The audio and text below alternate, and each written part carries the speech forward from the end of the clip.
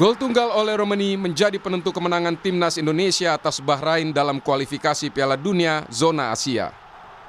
Gol itu membuat timnas meraih 3 poin berharga sehingga kembali memperbesar asa menuju Piala Dunia 2026.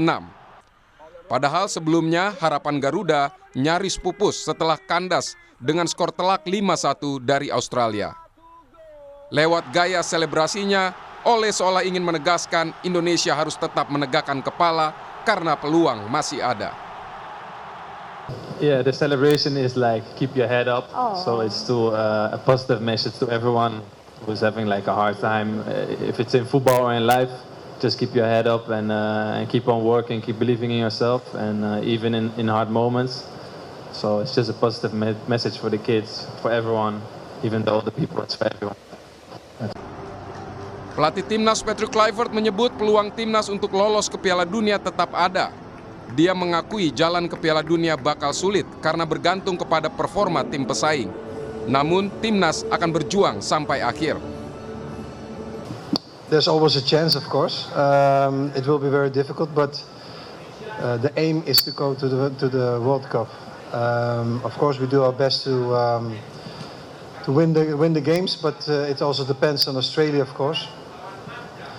But I always have the hope, and if it's not directly, then indirectly, we will fight till the end. And Joey, got a question. Pasca menang atas Bahrain, timnas bakal melawan Tiongkok dan Jepang pada 5 dan 10 Juni mendatang.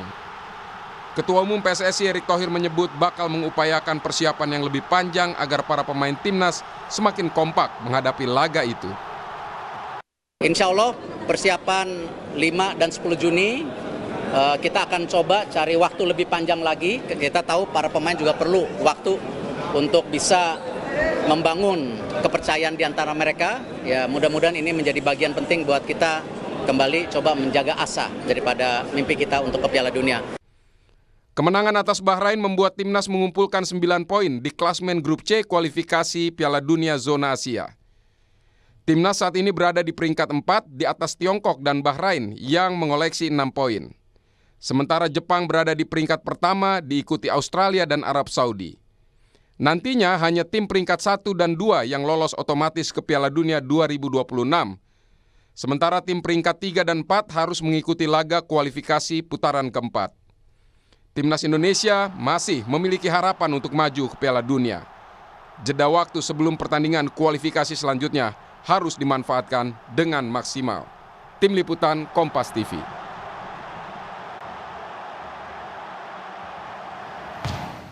Masih ada 2 pertandingan sisa di kualifikasi Piala Dunia Zona Asia. Apa yang perlu dipersiapkan untuk membenahi timnas agar tampil lebih menyala demi lolos ke Piala Dunia 2026? Kita akan bahas hal ini bersama analis sepak bola Wesley Huta Galung. Selamat malam, Bung Wes. Selamat malam, Fadi. Iya, Bung Wes, ini kita boleh berbangga sedikit memang ya. Kita bisa menang 1-0 kemarin lawan Bahrain. Tapi ini tidak luput dari kritikan juga dari beberapa analis sepak bola, termasuk Anda mungkin. Ada yang mengatakan bahwa seharusnya kita bisa lebih banyak mencetak gol, bisa memanfaatkan peluang-peluang yang sudah muncul kemarin. Setidaknya ada 2 peluang emas yang tidak bisa dieksekusi dengan baik oleh lini depan kita. Ada evaluasi soal ini, Bung Wes? Pertama ya, Radik, bagi saya adalah sebuah ucapan terima kasih harus kita sampaikan bahwa Patrick Kluivert kembali memakai fondasi sepak bola yang sudah dibentuk oleh era Sintayong, bahwa 3 jangkar di belakang itu terbukti kok lebih baik dalam menjaga keseimbangan. Kemudian keberanian memainkan Pelupesi menurut saya sebuah keputusan yang sangat baik. Dan missing link kita, puzzle yang selama ini terus dicari itu ada di Pelupesi dan di Ole. Nah, ketika dia mencoba gaya baru di Australia, tidak punya waktu persiapan, tidak punya waktu menguji perubahan itu, akhirnya dia kembali kepada karakter dan fondasi permainan sepak bola kita, dan itu kita apresiasi, terima kasih. Dan waktu ke depan menghadapi Cina tanggal 5 dan 10 lawan Jepang, kita berharap kalaupun ada perubahannya itu menambah kekuatan, bukan mengubah komposisi atau karakter tim. Harapan kita sih itu ya, Bang. Oke. Ya, saya sepakat kalau kredit juga tetap harus dialamatkan kepada timnas, terutama untuk Patrick Kluivert yang menurunkan egonya sepertinya ya Bung Wes ya, yang kemarin bermain lebih menyerang tapi sekarang ya tidak menyerang tapi realistis, tidak juga bertahan tapi realistis begitu ya, dengan 3 back yang sangat apik kemarin mengawal lini belakang timnas. Nah, mengenai kans kita di Piala Dunia 2026, kalau kemarin katanya melawan Australia kita sedikit tertutup, sekarang terbuka kembali setelah kemarin menang lawan Bahrain. Kalau melihat klasmen dengan melebarkan jarak antara Bahrain dan juga Tiongkok atau Cina, ini hitung-hitungannya masih bisa ke fase berikutnya ya, Bung Wes ya? Saya mencoba realistis saja. Sejak awal juga saya mengamini ketika Sintayong mengatakan target realistis Indonesia adalah peringkat 3 dan 4. Nah, tanggal 5 Juni nanti memang itu ujian terbesar karena saingan kita di perebutan 3-4 itu sebenarnya sekarang ini Arab Saudi. Jangan lupa Arab Saudi yang kita lawan, yang kita dapat poin kemarin itu 4 poin dari Arab Saudi di awal pertarungan grup C. Ini bukan Arab yang sama lagi nih, mereka belajar dari perubahan itu. Nah, Bahrain lawan Arab itu sebuah pertarungan yang akan sangat menentukan tanggal 5. Tapi Australia yang kita incar nih, kan yang kita kejar Australia. Australia akan menghadapi Jepang. Saya pikir ini juga pertarungan seri, bisa seimbang dan Australia akan terus menambah poin menghadapi Jepang. Meskipun Jepang kemarin melatih Arab Saudi kan juga full tim sebenarnya.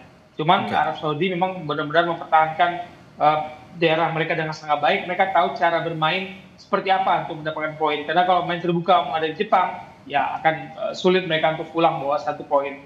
Nah, penentuan tanggal 5 ini, kalau kita gagal, saya pikir ya sudah selesai. Tapi kalau kita berhasil dan ada kejutan di tim sebelah, ya kita boleh bermimpi-mimpi sedikit lah peringkat 2. Tapi bagi saya peringkat 3-4 adalah target ideal. Kita bersaing dengan Arab di situ, berusaha menjauh dari Bahrain dan Cina. Oke, ya berbicara apa yang perlu dipersiapkan lawan Tiongkok, kita juga tidak bisa lepas dari gameplay yang sudah dipraktikkan timnas Indonesia kemarin. Saya melihat di babak pertama masih ada kegambangan sepertinya. Ini seperti agak dejavu ketika melawan Australia kemarin, kegambangan itu terjadi dan itu hampir terwujud di babak pertama. Tapi kita bisa comeback di babak kedua dengan gameplay yang lebih atraktif begitu, dengan memasukkan tenaga-tenaga baru. Nah, kira-kira melihat gameplay yang kemarin sudah dipertontonkan oleh timnas Indonesia melawan Bahrain, yang dipersiapkan lawan Tiongkok, apa yang perlu dibenahi kira-kira? Saya pikir ketika kita menghadapi Cina atau Tiongkok di laga pertama, kita berani main terbuka. Dan kita anggap Cina yang terseok-seok sebelum menghadapi kita itu bisa kita tundukkan ketika kita mengubah game plan, kita mengubah gaya bermain karakter tim ini. Dan dari compact defense di belakang, lalu melakukan serangan counter attack, dan jarang sekali kita menyerang itu dari tengah tuh tadi. Hampir semua kita menyerang tuh dari pinggir kiri dan kanan. Nah, kemarin kita menghadapi Australia, kita mencoba bermain open dari awal dan kita menyerang secara terbuka, sporadis di semua area permainan. Dan itu memang menjadi santapan bagi Australia. Menghadapi Cina, saya pikir kita balik lagi compact defense lagi, kuat dulu di belakang, pancing tahanan lawan agak ke depan, maju ke sepertiga lapangan, dan kita bermain dengan kecepatan operan kita yang kemarin akurat. Rizky Ridho punya operan juga akurat. Jangan lupa James punya operan akurat. Tom Haye dikawal oleh Pelupesi bisa memainkan akurat. Ini yang menjadi kekuatan kita. Jangan diubah dulu, jangan diganti. Benar kata orang, katanya don't change the winning team. Tapi jangan sampai the winning team ini terbaca oleh lawan. Jadi di sini kita menunggu variasi taktik dari Patrick Kluivert. Kreasi-kreasi yang ditunggu juga dari Kluivert. Saya sepakat bahwa kemarin Joy Pelupesi menjadi game changer sepertinya di game melawan Bahrain, dan 3 center back kita ini luar biasa Spartan, luar biasa hebat begitu ya, mengawali di belakang, berkali-kali melakukan penyelamatan gemilang. Bung Wes, kalau melihat pertandingan terdekat lah ya lawan Tiongkok, itu kan ada gap yang cukup panjang, waktu yang cukup panjang di Juni nanti, dan Ketua Umum PSSI Erick Thohir mengatakan bahwa akan ada training yang lebih intensif juga untuk timnas, anak-anak timnas yang akan diupayakan oleh PSSI dan juga Coach Patrick Kluivert. Tapi melihat upaya ini dengan melihat kondisi pemain-pemain kita yang abroad, bermain di liga-liga Eropa, apakah itu bisa terwujud kemungkinan training yang cukup intens ini? Ya, saya senang ini menjadi sorotan bagi kita ya. Jadi jangan anggap kita bermain home itu gampang seperti kita melihat tim dari Liga 1 semua di Indonesia. Hampir semua kita kayak kemarin berapa persentase sih yang anak lokal bermain di kompetisi ini. Marcelino juga main di Inggris. Jadi kelembapan udara panas itu akan berpengaruh. Kita lihat bagaimana Kevin Verdong kendor di menjelang babak 2 selesai dan kita diserang terus sisi kiri pertahanan kita. Dan jangan lupa tadi Liga Indonesia itu kelar 25 Mei. Serie A juga kelar 25 Mei. Hanya punya 10 hari tuh persiapan untuk sebelum menghadapi Cina tanggal 5 Juni. Oke lah, misalkan Championship lebih cepat 3 Mei, Eredivisie lebih cepat lagi 18 Mei, punya waktu. Tapi kan Liga Indonesia sama Liga Italia kita juga berharap Jay tidak cedera di pertarungan sisa di klubnya. Ini waktu persiapan ini 10 hari, apakah yang saya tunggu, apakah Patrick Kluivert membuat perencanaan melakukan laga uji coba? Karena dia belum pernah bikin laga uji coba. Jadi ini juga kita tunggu nih catatan perjalanan menuju tanggal 5 Juni nanti. Ya, ini masih berhubungan dengan training yang direncanakan oleh Ketua Umum PSSI. Apa yang dioptimalkan nanti jika memang training dan uji coba itu akan juga terwujud kira-kira? Karena kemarin terlepas oleh Romeni punya ketajaman, kita sudah dibuktikan 2 pertandingan 2 gol begitu. Tapi ya masih ada missing link sepertinya di lini depan yang tidak bisa dioptimalkan oleh penyerang-penyerang timnas Indonesia. Apakah itu juga akan bisa menjadi fokus nanti pada saat training camp yang diklaim akan lebih panjang waktunya, Bung Wes? Iya, harusnya finishing itu menjadi satu catatan penting dari persiapan. Kemudian chemistry, kita juga lihat chemistry belum terbangun dengan baik karena ada pemain yang selalu datang dan bergabung meskipun punya fondasi sepak bola yang Eropa bisa dibilang tidak jauh berbeda di negara mereka, bahasa juga tidak jadi kendala, tapi kan chemistry membangun kebiasaan rekan itu tidak semudah itu kalau langsung bertanding ya Radi. Dan finishing tadi saya katakan kita harus juga menyoroti beberapa pemain yang mengalami kendala dalam fisik untuk bermain speed yang diinginkan oleh Patrick Kluivert. Ragnar akan kewalahan dengan main panas seperti kondisi di Jakarta. Tom Haye juga kelihatan, Verdong kelihatan. Jadi memang selain membangun chemistry juga adaptasi itu memang kalau bisa buru-buru deh datang ke Jakarta adaptasi dengan cuaca di sini.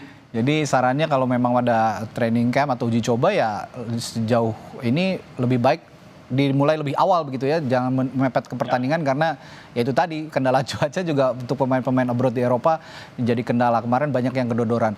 Saya ingin menyoroti terakhir Bung Wes, peran Ricky Kambuaya sebagai pemain pengganti kemarin. Sepertinya kalau saya pribadi berpendapat agak terlambat memasukkan Ricky ketika lini depan sudah agak kedodoran. Kemarin sebenarnya agak ada perubahan signifikan di lini depan. Anda punya analisis soal Ricky Kambuaya? Ya, ketika Tom Haye ditarik keluar, saya saat itu di dalam studio berteriak, kita butuh Ricky untuk menjaga keseimbangan aliran bola.